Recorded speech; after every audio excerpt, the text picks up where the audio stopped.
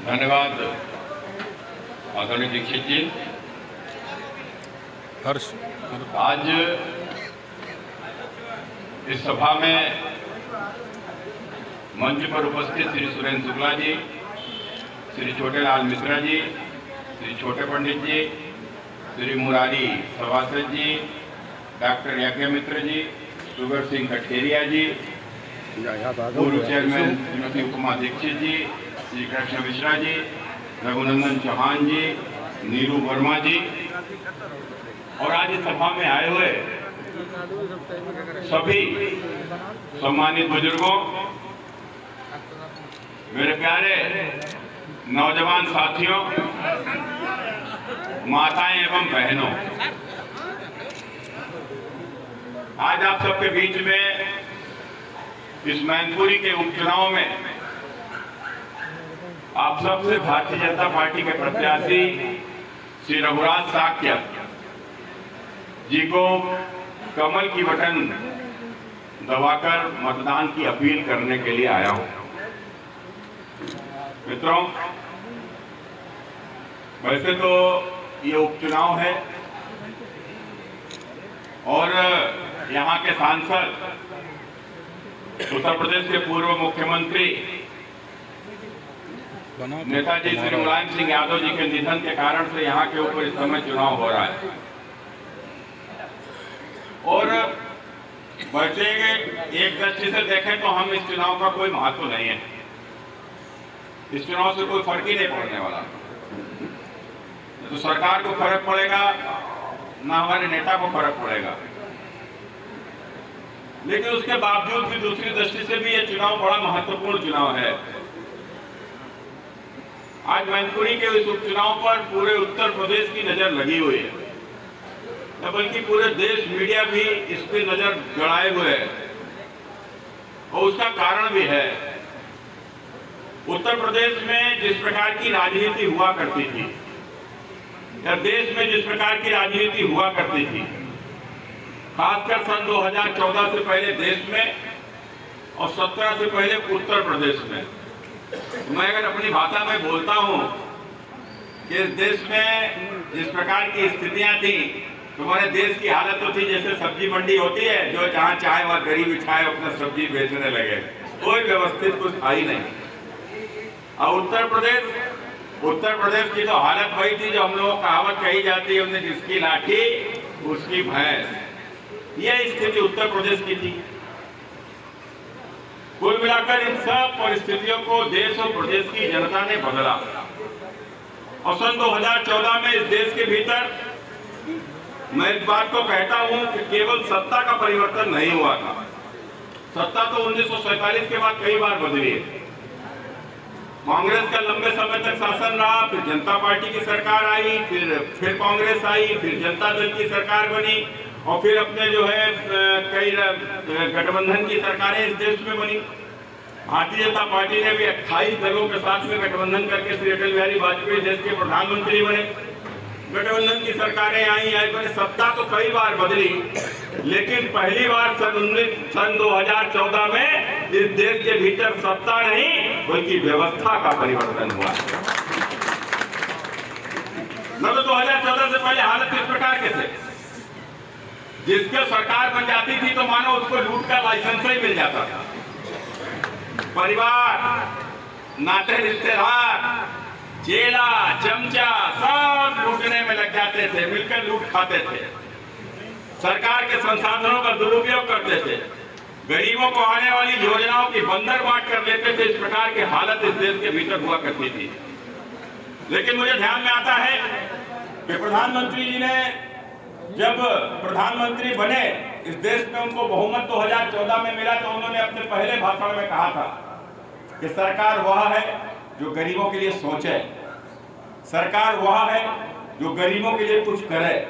यह सरकार गरीबों के लिए समर्पित सरकार है, यह शोषित वंचितों की सरकार है और आने वाले वर्षों में सरकार इस देश से गरीबी को समाप्त करने के लिए काम करेगी। और मित्रों, निश्चित रूप से दूसरा नारा उन्होंने दिया था कि ना तो मैं खाऊंगा और ना ही मैं खाने दूंगा। एक इस प्रकार की स्थिति, दूसरा उनका नारा था। और उसके बाद तीसरी बात जो उन्होंने कही थी, सबका साथ और सबका विकास। और मित्रों, यह बात सबसे महत्वपूर्ण बात थी कि इस देश में जिस प्रकार की राजनीति थी, इस देश में तुष्टीकरण हावी था, वोट बैंक की राजनीति होती थी। आप उत्तर प्रदेश में देख लीजिए किस प्रकार से वोट बैंक की राजनीति थी। अब जो सबसे बड़ा वोट मुसलमान 18% है, तो हाय मुसलमान हमको कैसे मिल जाए। बल्कि यहाँ तक कि तो लोग समझ लो आप कि जब भी कोई रोजा इफ्तार भी होता था, तो जो रमजान के महीनों में, तो आपने देखा होगा बड़े बड़े नेता, मुख्यमंत्री का आवास तक में जो है रोजा की दावतें होती थी और मुख्यमंत्री स्वयं टोपी लगाकर बैठते थे। कभी कभी तो देख कर ये लग जाता था पता नहीं कहीं धर्म परिवर्तन ना कर ले, डर लगने लगता था। इस प्रकार के हालत थे बने कि इस प्रकार की तुष्टीकरण की राजनीति क्यों, कारण क्या है? कारण था केवल 18% वोट। तो मित्रों, अगर आप बताइए कि इस प्रकार की राजनीति होगी, माने जिस समाज में वोट अधिक है उसी समाज का गुणगान होगा, उसी समाज की बात होगी, उसी समाज के लिए सब लोग कहेंगे, तो मित्रों फिर तमाम सारी ऐसी भी तो जातियां हैं जिनकी संख्या ही नहीं है। कोई 1% है, कोई 1.5% है, कोई 2% है, कोई 3% है। इनको कौन पूछेगा?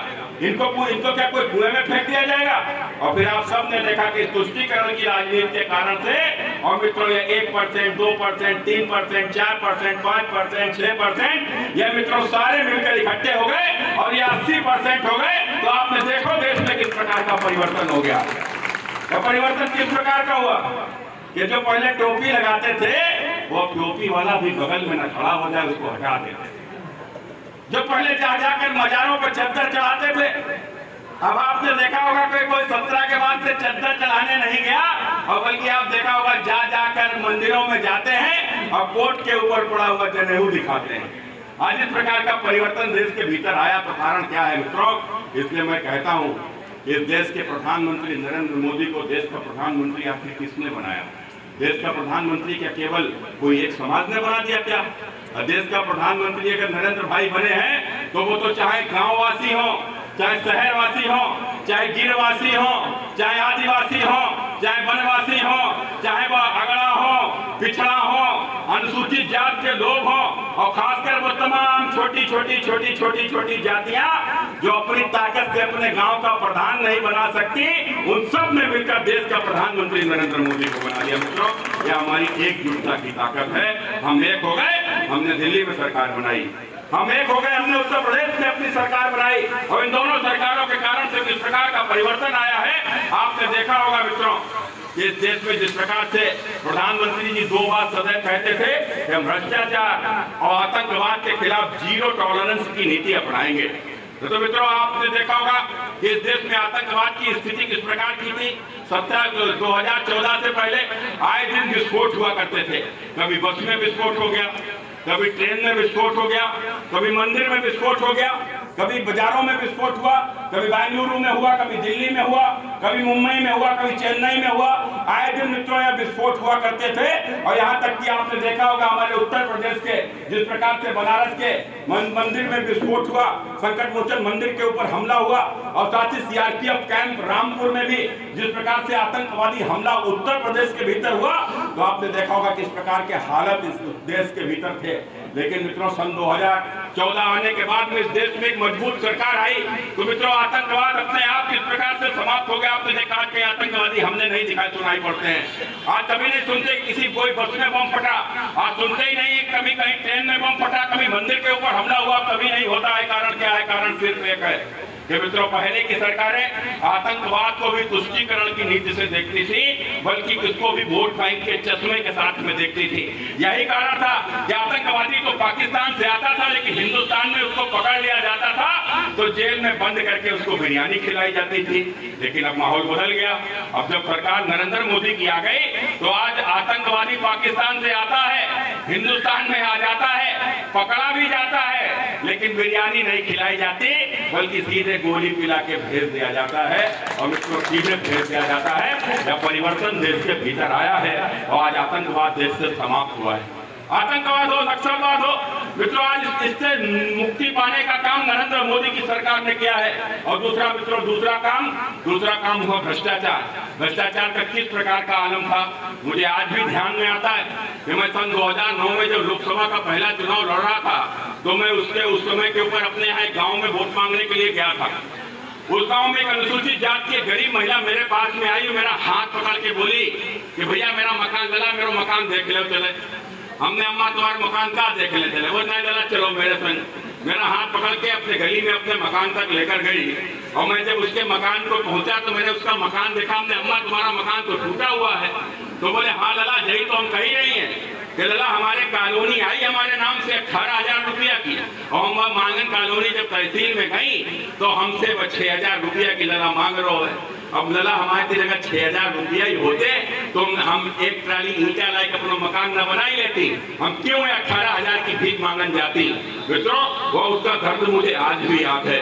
लेकिन आज आपने देखा होगा प्रधानमंत्री श्री नरेंद्र मोदी जी ने सरकार बनते ही सबसे पहला काम जो जनधन खाते का खुलवाया और इस देश में 44 करोड़ से भी अधिक लोगों के खाते खोले गए तो उसका ही आज यह परिणाम है। आज कॉलोनी 18,000 की नहीं आती, 2.5 लाख की आती है और सीधे खाते में जाती है। मित्रों आज बिचौलियों को देखने के अलावा कुछ नहीं मिलता।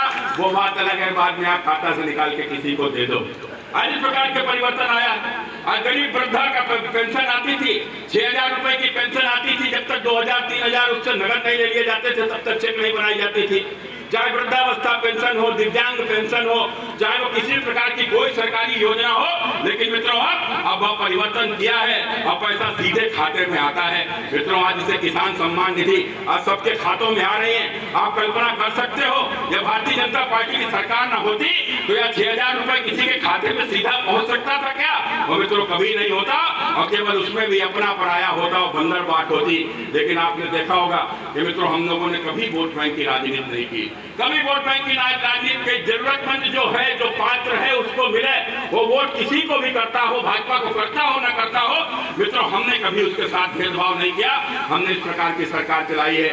यही कारण है मित्रों, मैं तो इस बात को कह देता हूँ कि पहले जिनकी सरकारें बन जाती थी और जो एक बार मुख्यमंत्री बन जाता था, प्रधानमंत्री बन जाता था तो उसके नाते रिश्तेदार चेले चमचों की भी महल और कोठियां बन जाती थी। और खुद की तो क्या स्थिति थी, यदि ज्यादा देखना हो तो दूर ना जाओ, सैफई चले जाओ। सबके 200-250 करोड़ के बंगले खड़े होंगे, कोठियां बनी होंगी। किसी की 200 करोड़ की होगी, किसी की 250 करोड़ की होगी।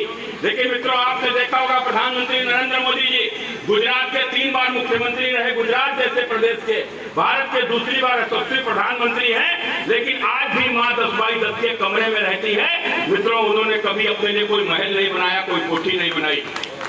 और उत्तर प्रदेश के यशस्वी पूज्य मुख्यमंत्री आदित्यनाथ जी के लिए तो मैं तो चुनाव से पहले भी कहता था कि उत्तर प्रदेश के मुख्यमंत्री यदि आप सबने आशीर्वाद नहीं दिया, अगर आप सबने आशीर्वाद दिया तो दोबारा मुख्यमंत्री बनेंगे और नहीं दिया तो वापस उसी मंदिर में लौट जाएंगे जिस मंदिर से आए थे। मित्रों कोई कोठी नहीं बनाई, कोई बंगला अपने लिए नहीं बनाया। लेकिन इस प्रकार के हमारे नेता हैं मोदी और योगी जैसे नेता जिन्होंने अपने लिए कोठी महल नहीं बनाया, ना ही अपने किसी कार्यकर्ता नेता के लिए मकान बनाया। उन्होंने यदि बनाया तो गांव में रहने वाले गरीबों के लिए पक्का मकान बनाया। मित्रों लाखों 45 लाख से भी अधिक उत्तर प्रदेश में पक्के मकान बनाने का काम यह नरेंद्र मोदी और योगी सरकार ने मिलकर उत्तर प्रदेश के भीतर कर दिया। और मित्रों मैं तो इस बात को कहता हूँ, यहाँ के ऊपर इतने सारे बुजुर्ग लोग बैठे हैं, आप बताइए आपने कभी भी आपने इतने सारे प्रधानमंत्री देश में देखे होंगे, नेहरू जी से लेकर मनमोहन सिंह जी तक इतने प्रधानमंत्री देश में चुने गए, क्या किसी प्रधानमंत्री की कोई योजना आपके गांव मोहल्ले तक आई है? किसी प्रधानमंत्री की कोई भी योजना? मित्रों मुझे तो ध्यान में नहीं आता है कि योजना मुझे किसी गांव में दिखी हो। लेकिन मैं गर्व से इस बात को कहता हूं कि हमारे प्रधानमंत्री नरेंद्र मोदी जी के लिए कि मित्रों गांव मोहल्ले की तो बात छोड़ दो, शायद ही कोई घर ऐसा हो जिसमें कोई ना कोई योजना का लाभ ना आया हो। मित्रों कोई ना कोई योजना का लाभ ना आया हो।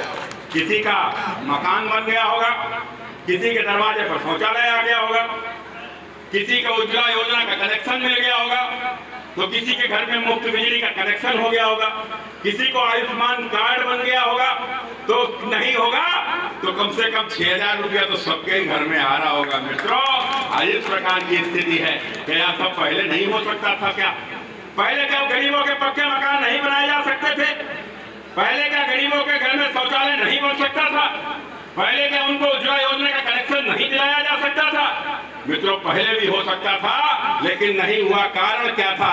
कारण सिर्फ एक था कि जिसकी सरकार बन जाती थी वो खुद ही पेट भरने में लग जाता था और अपना ही पेट भरने में लग जाता था। यही कारण था मित्रों कि गरीबों की योजनाएं गरीबों तक पहुंच ही नहीं पाती थी।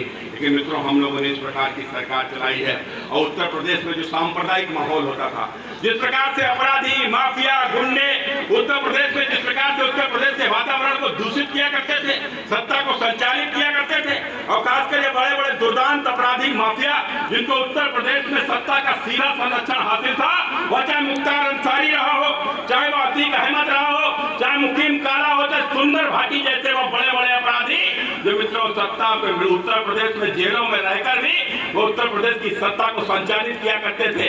गरीबों की जमीनों पर कब्जा कर लेते थे, वो किसी से भी फिरौती मंगा लेते थे, किसी की भी जेल से हत्या करा देते थे। इस प्रकार के यहाँ दुर्दांत अपराधी और मित्रों जो गरीबों की जमीनों पर कब्जा करके जो बड़ी बड़ी कोठी और महल बना देते थे, तो आप सब ने देखा होगा कि मित्रों अब उत्तर प्रदेश में परिवर्तन आ गया है। अब उत्तर प्रदेश में कोई जो पहले ये जो लुच्चे लफंगे जो लाख लाख 50-50 हजार रुपए में भी लोगों की हत्या कर देते हैं, अब वो 10 लाख रुपया भी दो तो किसी की हत्या नहीं करते। कारण क्या है? क्योंकि वह जानते हैं कि उत्तर प्रदेश में योगी आदित्यनाथ मुख्यमंत्री है। यदि हमने किसी की हत्या की तो 24 घंटे तब बीतेंगे जब कुत्ते की मौत पुलिस मार देगी। मित्रों, कुत्ते की मौत पुलिस मार देगी। इस प्रकार से अपराधियों से सख्ती से निपटने का काम हुआ है। और ये दुर्दांत अपराधी जो जेलों में बैठकर जमीनों पर कब्जा करके कोठियों बंगले खड़ा करते थे, आज योगी की सरकार ने इनकी जमीनों पर कब्जा कर लिया है और इनके कोठी और इनके बंगलों को बुलडोजर से रौंदने का काम किया। मित्रों, बुलडोजर से रौंदने का काम किया है और कब्जा की गई जमीनों पर अब गरीबों के लिए पक्की आवास बनाने का काम नहीं जा सकता। मैं तो इस बात को कहता हूँ, मुझे यादव लोग मिल जाते हैं, मुझे बताओ उत्तर प्रदेश में केवल 4-5 सीटें हैं जहाँ के ऊपर यादव बाहुल है और लोकसभा में वह लड़ सकते हैं, जीत सकते हैं। तो वहाँ के ऊपर कौन लड़ा? कन्नौज से श्रीमती डिम्पल यादव, आजमगढ़ से अखिलेश यादव, बदायूं से धर्मेंद्र यादव, फिरोजाबाद से अक्षय यादव और स्वयं मैनपुरी से नेताजी मुलायम सिंह यादव। माने पूरे उत्तर प्रदेश में जाति के नाम पर परिवार के बाहर नहीं देख पाए। और मित्रों, उसके बाद भी जब बात आई तो फिर केवल वंश ही दिखा कि माने मुलायम सिंह जी के बाद अखिलेश का नंबर आया, वह शिवपाल को भी नहीं मतलब देखा ही नहीं गया, उसको भी बाहर कर दिया गया। मित्रों, इस प्रकार की स्थिति। और यह मैनपुरी का चुनाव तो बिल्कुल स्पष्ट हो गया है। मुझसे तो कहा करते थे लोग कि भैया अब नेताजी के बाद जो है वो तो अब तेज प्रताप वहां से लड़ेंगे। हमने क्यों भैया तेज प्रताप क्यों लड़ेंगे? बोले नेताजी का सारा काम तेज प्रताप ही देखा करते थे। तो हमने तेज प्रताप नेताजी का काम देखते थे तो बोले वो उनको पहले भी चुनाव लड़ाया था, नेताजी की विरासत उनको ही मिलेगी और नेताजी के बाद वही चुनाव लड़ेंगे। लेकिन अब जब यहाँ के ऊपर टिकट घोषित हुई तो टिकट किसको मिली? वो टिकट मिली श्रीमती डिम्पल यादव को। कारण सिर्फ एक था कि उनके बेटे की उम्र अभी चुनाव लड़ने के लायक नहीं है, नहीं तो यहाँ भी बेटे ही आता। मित्रों, यहाँ लोग जो जातीय परिवार के भी नहीं है वो अन्य किसी के कैसे हो सकते हैं? मित्रों, कैसे हो सकते हैं? इस बात को समझते हुए और मित्रों प्रधानमंत्री जी या वंशवाद या जाति या परिवारवाद की राजनीति के ऊपर सदैव चिंता व्यक्त करते हैं। मित्रों, वंशवाद परिवारवाद की राजनीति ने हिंदुस्तान में भ्रष्टाचार को जन्म दिया है। यह वंशवाद परिवारवाद की राजनीति ने हिंदुस्तान में जिस प्रकार से तुष्टीकरण की राजनीति को जन्म दिया है, इससे मित्रों यह वंशवाद और यह परिवारवाद की राजनीति हिंदुस्तान के भविष्य के लिए घातक है। मित्रों, यह प्रधानमंत्री जी कहते हैं, मैं भी आपको उदाहरण देकर यह बात समझाऊंगा, उसके बाद अपनी बात समाप्त कर दूंगा। मित्रों, याद रखना, यदि प्रधानमंत्री के घर में प्रधानमंत्री पैदा होगा, यदि मुख्यमंत्री के घर में मुख्यमंत्री पैदा होगा, यदि सांसद के घर में सांसद पैदा होगा, यदि विधायक के घर में विधायक पैदा होगा, यदि कलेक्टर के घर में कलेक्टर पैदा होगा, तो हमेशा मजदूर के घर में मजदूर ही पैदा होगा, गरीब के घर में गरीब ही पैदा होगा। इसका बेटा कभी बड़ा आदमी नहीं बन सकता। इसलिए मित्रों, यह भारत के लोकतंत्र ने हमको यह ताकत दी है, यह लोकतंत्र ने हमको समानता का अधिकार दिया है। इस देश में सबका वोट बराबर है। इस देश के सबसे बड़े आदमी के वोट की वही कीमत है जो हमारे गांव के सबसे गरीब आदमी के वोट की कीमत है। मित्रों, सबका वोट बराबर है। यह लोकतंत्र ने समानता का अधिकार दिया है। यही कारण है लोकतंत्र में सामान्य लोग भी ऊंचे पदों तक पहुंचे हैं। यह लोकतंत्र नहीं होता तो मेरा जैसा आदमी तो कभी कन्नौज का सांसद नहीं होता। यदि लोकतंत्र नहीं होता तो जिनके निधन पर यहाँ पर चुनाव हो रहा है, ऐसे नेताजी जो गरीब किसान परिवार से आए थे, इतने बड़े नेता नहीं होते। यदि लोकतंत्र नहीं होता तो गरीब परिवार में जन्मे अटल बिहारी वाजपेयी कभी देश के प्रधानमंत्री नहीं होते। यदि देश में लोकतंत्र नहीं होता तो कभी गरीब दलित की बेटी मायावती उत्तर प्रदेश की मुख्यमंत्री नहीं होती। यदि देश में लोकतंत्र नहीं होता तो कभी पिछड़े चाय बेचने वाले का बेटा नरेंद्र मोदी देश का प्रधानमंत्री नहीं होता। नरेंद्र मोदी देश का प्रधानमंत्री नहीं होता।